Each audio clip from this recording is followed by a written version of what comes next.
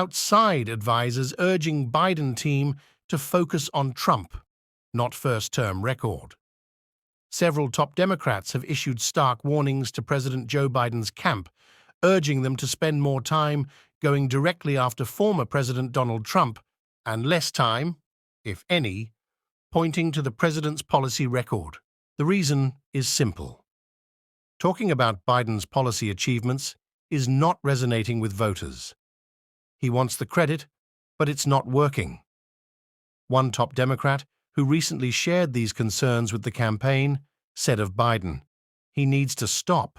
Speaking on the condition of anonymity to describe private conversations with the campaign, 4 sources close to the White House said they've urged the Biden camp to go on offense on the economy, using the time on the debate stage to challenge Trump's cozy relationship with corporate America and the inflationary nature of his proposed policies. Biden and Trump square off in the first presidential debate at 9 p.m. ET on Thursday, live on CNN.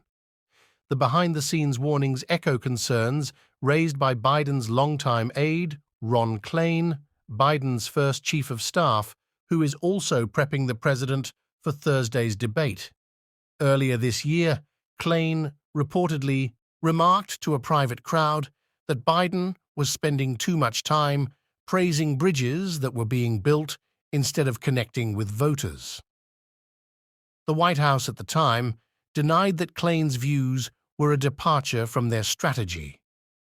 "Klain gets it," one of the sources said of the former chief of staff, who is taking vacation from his job as Airbnb's chief legal officer to return to a role as debate coach. That's a departure for Biden, a lifelong politician who has grown accustomed to seeking credit when he feels credit is due, especially as the list of accomplishments has grown longer. His frustration when he feels that credit is withheld can be apparent. During a May interview in Racine, Wisconsin, where Biden had just announced a multi-billion-dollar investment at a site where a similar pledge under Trump had not materialized, Biden visibly bristled when asked why voters still preferred his predecessor's economic policies and whether he could turn that sentiment around. "We've already turned it around. The polling data has been wrong all along," Biden told CNN's Erin Burnett, challenging the suggestion that economic output had been lower than expected and pointing to job creation as proof the U.S. has the best economy in the world. ABC News' Ipsos poll in May found more than 80% of respondents said the economy and inflation were important in determining their vote. And on both issues, Trump notched a 14-point lead over Biden. In a CNN poll out in late April, Biden's approval ratings for the economy, 34%, and inflation, 29%, remained starkly negative, as voters said economic concerns were more important to them when choosing a candidate than they were in each of the past 2 presidential contests.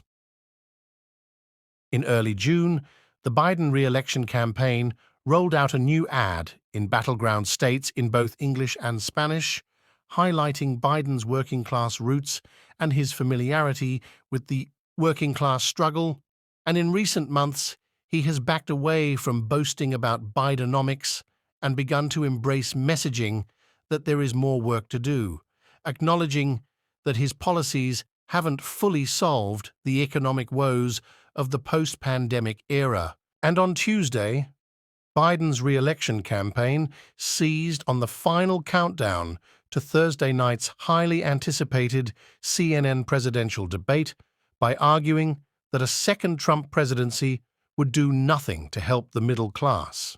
Donald Trump loves to attack Joe Biden because he's focused on revenge and he has no plan to help the middle class.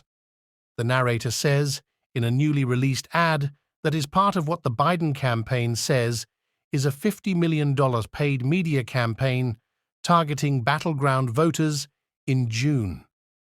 The ad goes on to say that Biden worked to cap the cost of insulin, lower health care costs, and made big corporations pay their fair share. A list that the Biden White House and campaign has frequently touted in recent months as having helped lower and middle-class Americans.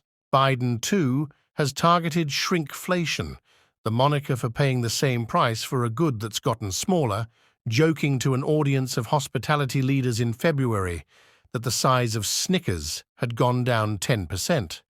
But the price is still the same.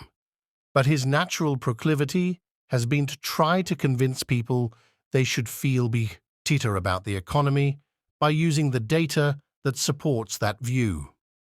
Imagine spending 50 years of your life in politics and now becoming the guy. You want people to know you're doing a really good job, one major donor told CNN. I think Biden can't help but talk about what a good job he's done.